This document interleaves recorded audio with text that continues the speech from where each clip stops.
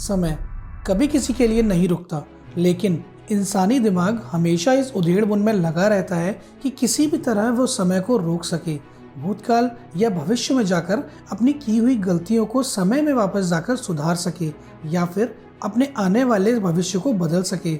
हमने बहुत सी मूवीज़ में ऐसा देखा है कि कैसे इंसान टाइम मशीन द्वारा दूसरे समय अंतराल में जाकर चीज़ों को बदल देते हैं। लेकिन क्या कभी आपने सोचा है कि ये मूवीज़ और किताबों की समय यात्रा वाली कहानियाँ सच भी होती हैं? क्या सच में टाइम ट्रेवल पॉसिबल है? ये हमें नहीं पता, लेकिन साइंटिस्टों की अलग अलग थ्योरीज की माने तो टाइम ट्रेवल पॉसिबल है, लेकिन कुछ स्पेसिफिक कंडीशन के साथ। आखिर वो कंडीशन क्या है, चलिए जानते हैं इस वीडियो में हम आपको टाइम ट्रेवल करने के 4 बेहतरीन तरीकों के बारे में बताएंगे। ये वीडियो बहुत ही ज़्यादा इंटरेस्टिंग होने वाली है दोस्तों, तो इस वीडियो को लास्ट तक ज़रूर देखिएगा। नमस्कार दोस्तों, मेरा नाम है आकाश और मैं आपका स्वागत करता हूँ अंतरिक्ष यात्रा चैनल में। चलिए आज आपको ले चलते हैं टाइम ट्रेवल की एक अमेजिंग जर्नी पर। समय यात्रा, अतीत में वापस जाना या भविष्य में आगे जाने का विचार बहुत ही इंटरेस्टिंग लगता है। हालांकि अभी तक ये संभव नहीं हो पाया है। ये सुनने में जितना आसान लगता है उतना है नहीं, पर ऐसा क्यों हम टाइम ट्रेवल नहीं कर सकते, जबकि हम विज्ञान की दुनिया में काफ़ी विकसित हो चुके हैं। जब भी हमारे दिमाग में टाइम ट्रेवल का विचार आता है तब हम एक अलग ही दुनिया बना लेते हैं और इसके साथ ही हमारे दिमाग में इससे जुड़े बहुत से पैराडॉक्स भी क्रिएट हो जाते हैं जो टाइम ट्रेवल करना और भी मुश्किल कर देते हैं। इससे पहले हम आपको टाइम ट्रेवल की बात करें, पहले हम आपको बताते हैं कि पैराडॉक्स का मतलब क्या होता है।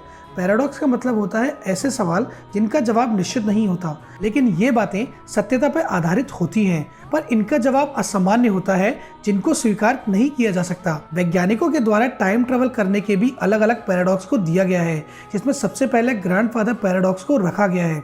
बेसिकली ये पैराडॉक्स हमें भूतकाल में समय यात्रा करने से रोकता है। इसे और अच्छे से समझने के लिए आपको एक इमेजिनेशन दुनिया से गुजरना पड़ेगा। इमेजिन कीजिए कि हमने एक टाइम मशीन बना ली है और उसके द्वारा हम सीधे पहुंच जाते हैं अपने दादाओं के ज़माने में। अब यहाँ आकर अगर हम अपने दादा और अपनी दादी को मिलने से रोक लेते हैं तो भविष्य में हमारा आना इम्पॉसिबल है। तब आप फिर से पास्ट में जाके अपने दादा और दादी को मिलने से कैसे रोक पाएंगे? ये एक पैराडॉक्सिकल साइट बन जाएगा और इस तरह से ये एक लूप की तरह हमेशा के लिए हमारी ज़िंदगी में घूमता रहेगा। इस पैराडॉक्स को हल करने के लिए फिजिसिस्ट ने एक नई थ्योरी को जन्म दिया और इस थ्योरी के द्वारा शुरू हुआ हमारा समय यात्रा करने का सफ़र। अगर हम विज्ञान की थ्योरी की माने तो हम टाइम ट्रेवल 4 सबसे बेहतरीन तरीकों से कर सकते हैं, जिसमें सबसे पहले द पैरेलल यूनिवर्स थ्योरी को रखा गया है। पैरेलल यूनिवर्स थ्योरी के अनुसार हम जिस ब्रह्मांड में रहते हैं, इस ब्रह्मांड में इसकी इनफाइनाइट कॉपी मौजूद है और वह हमारे नहीं किसी और डायमेंशन में मौजूद है जिन्हें हम अपनी आंखों से नहीं देख सकते। यह थ्योरी यह भी कहती है कि इस पूरे ब्रह्मांड में हर संभव घटना का होना पॉसिबल है, फिर वह चाहे मल्टीवर्स में हो या फिर पैरेलल यूनिवर्स में। इसका मतलब यह हुआ कि इस मल्टीवर्स में हम जो कुछ भी सोचते हैं यह सभी चीज़ें कहीं ना कहीं घटित हो रही होती हैं। उदाहरण के तौर पर बहुत बार ऐसा हुआ होगा आपके साथ कि आप कहीं जा रहे होते हैं और फिर ऑल ऑफ सडन आपको ये याद आता है कि आप यहाँ पहले भी आ चुके हैं, या फिर आपने ऐसा कुछ पहले भी कभी देखा है। फिर आप उस नज़ारे को याद करने के लिए बहुत कोशिश करते हैं, लेकिन वह आपको याद नहीं आता। आप इन सब सीन को एक कोइंसिडेंस समझकर भूल जाते हैं, लेकिन ये सारी घटनाएं एक पैरेलल यूनिवर्स का हिस्सा हो सकती हैं। आपको याद होगा कि वीडियो की शुरुआत में हम एक इमेजिनेशन दुनिया से गुजरे थे, जिसमें हमने टाइम ट्रेवल किया और पहुंच गए थे अपने दादाओं के ज़माने में और वहाँ पर एक पैराडॉक्स क्रिएट हो गया था।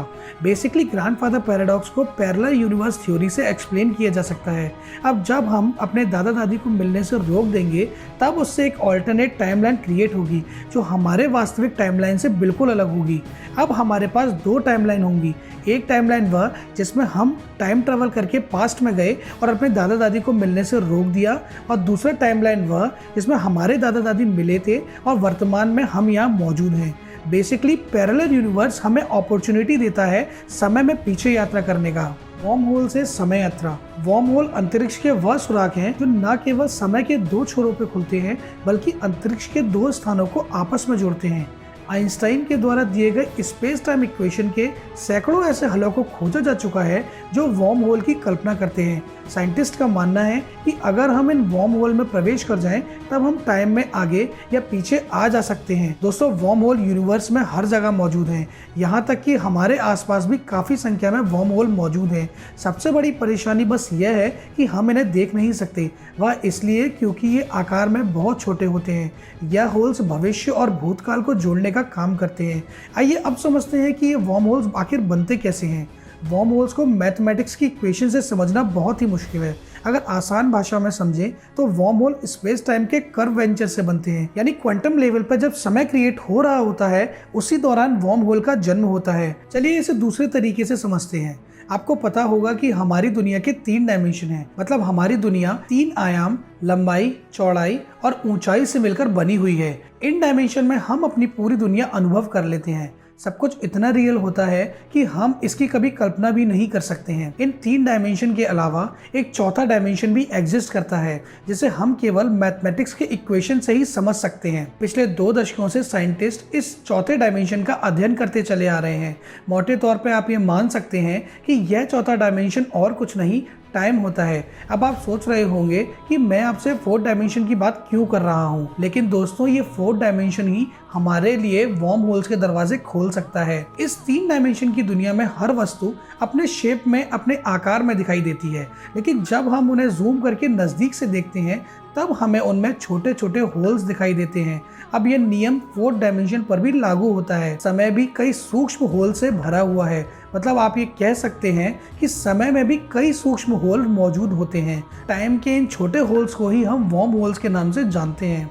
अगर हमें टाइम ट्रेवल करना है तब हमें इन्हीं छोटे होल्स में प्रवेश करना होगा, जो कि बहुत बड़ी समस्या है क्योंकि यह बहुत ही कम समय के लिए खुलते और बंद होते रहते हैं। प्रकाश की गति से समय यात्रा, ये तो हम जानते हैं कि लाइट की स्पीड इस पूरे यूनिवर्स में सबसे तेज होती है। लाइट की स्पीड इतनी तेज होती है कि आपकी पलक को झपकाने में आपको जितना समय लगता है उतने समय में लाइट की स्पीड 7 बार अपनी पृथ्वी का चक्कर पूरा कर लेती है। आइंस्टाइन की थ्योरी ऑफ रिलेटिविटी सिद्धांत में कुछ महत्वपूर्ण बातें बताई गई हैं, जैसे किसी भी चीज़ की स्पीड अगर लाइट की स्पीड के बराबर होती है तब उसके लिए समय धीमा होने लगता है। आइंस्टाइन के अनुसार हम स्पेस में जितनी स्पीड से यात्रा करेंगे हमारे लिए समय उतना ही धीमी गति से चलेगा। इसे ही टाइम डायलेशन कहते हैं, और ऐसी कंडीशन में ही हम धीरे धीरे फ्यूचर टाइम ट्रेवल करना शुरू कर देते हैं, क्योंकि जब हम लाइट की स्पीड से यात्रा कर रहे होते हैं तब हमारे लिए पृथ्वी के मुकाबले समय धीमा हो जाता है। एक उदाहरण के तौर पर अगर हम 1.5 साल तक लाइट की स्पीड से यात्रा करेंगे और फिर वापस पृथ्वी पर आएंगे तब पृथ्वी पर वही समय करीब 100 साल का बीत चुका होगा। अब ऐसा क्यों होता है, इसे समझना बहुत ही मुश्किल है, क्योंकि आइंस्टाइन ने इसे भौतिक और गणित के इक्वेशन के रूप में साबित किया है। आइंस्टाइन के हिसाब से समय की गति हर स्थिति में एक जैसी नहीं हो सकती। स्पेस और टाइम एक दूसरे से जुड़े हुए हैं। यूनिवर्स में फैले एस्ट्रोनॉमिकल ऑब्जेक्ट की वजह से समय की चाल कम या ज़्यादा होती रहती है, और ब्रह्मांड में समय अलग अलग जगहों पर अलग अलग गति से चल रहा होता है। यानी पृथ्वी पर बिताया गया 1 सेकंड मंगल पर बिताए गए 1 सेकंड के बराबर नहीं हो सकता। अब अगर हमें समय यात्रा करनी है तो हमें स्पीड ऑफ लाइट हासिल करनी होगी। आज की टेक्नोलॉजी में अभी हम ऐसा कोई भी ऑब्जेक्ट नहीं बना पाए हैं जो लाइट की स्पीड से यात्रा कर सके, लेकिन हमारी उम्मीद यह है कि आने वाले फ्यूचर में हम एक ऐसा ऑब्जेक्ट को जरूर बना पाएंगे जो कि लाइट की स्पीड से चल सकेगा। ब्लैक होल से समय यात्रा। अगर आपने इंटरस्टेलर मूवी देखी है तो उस मूवी में एस्ट्रोनॉट एक अनजान ग्रह पर उतरते हैं जिसकी ग्रेविटी पृथ्वी के मुकाबले 30% ज़्यादा होती है। साथ ही यह ग्रह 55% लाइट की स्पीड से एक सुपर मैसिव ब्लैक होल को ऑर्बिट कर रहा होता है। इस मूवी में जब केवल 3 घंटे बिताकर एस्ट्रोनॉट का दल वापस स्पेसक्राफ्ट में आता है तब तक 24 साल गुजर चुके होते हैं। यह कोई साइंस फिक्शन कल्पना नहीं थी, बल्कि फिल्म के अंदर एक रियल के कैलकुलेशन को इम्प्लीमेंट किया गया है। आपको ब्लैक होल के बारे में बता दें दोस्तों कि ब्लैक होल एक ऐसा ऑब्जेक्ट है जिसकी ग्रेविटी अपने आसपास के सभी ऑब्जेक्ट को अपने अंदर समा लेती है। यहाँ तक कि ब्लैक होल में से लाइट भी वापस नहीं आ पाती है। ब्लैक होल की ग्रेविटी की वजह से ही ब्लैक होल के संपर्क में आने वाले सभी ऑब्जेक्ट का टाइम स्लो हो जाता है। यहाँ टाइम स्लो इसलिए होता है क्योंकि ब्लैक होल के मास से स्पेस और टाइम में कर्वेचर बन जाता है जो टाइम को स्लो डाउन कर देता है। एक बात तो तय है कि अगर हमें ब्लैक होल से समय यात्रा करना है तो हमें बस एक ब्लैक होल के पास कुछ समय गुजारना होगा, लेकिन ये बहुत ही मुश्किल काम है क्योंकि ब्लैक होल की ग्रेविटी हमें नष्ट कर देगी। फिलहाल तो समय यात्रा की सभी कल्पनाएं बस कल्पना मात्र ही हैं। हो सकता है कि आने वाले समय में ये संभव हो पाए। क्या सोचना है आपका दोस्तों कि क्या कभी हम लाइफ में समय यात्रा कर पाएंगे? ये बात आप हमें कमेंट बॉक्स में ज़रूर बताइएगा। इस वीडियो में इतना ही दोस्तों। उम्मीद करते हैं कि आज की वीडियो से आपको कुछ नया जानने को ज़रूर मिला होगा। ऐसे ही और इंटरेस्टिंग वीडियोस को देखने के लिए हमें लाइक करें, अपने दोस्तों के साथ शेयर करें और जिस भी भाई ने अभी तक हमें सब्सक्राइब नहीं किया है प्लीज़ हमें सब्सक्राइब करें। फिर मिलेंगे आपसे अंतरिक्ष के अगले सफ़र में। तब तक के लिए नमस्कार।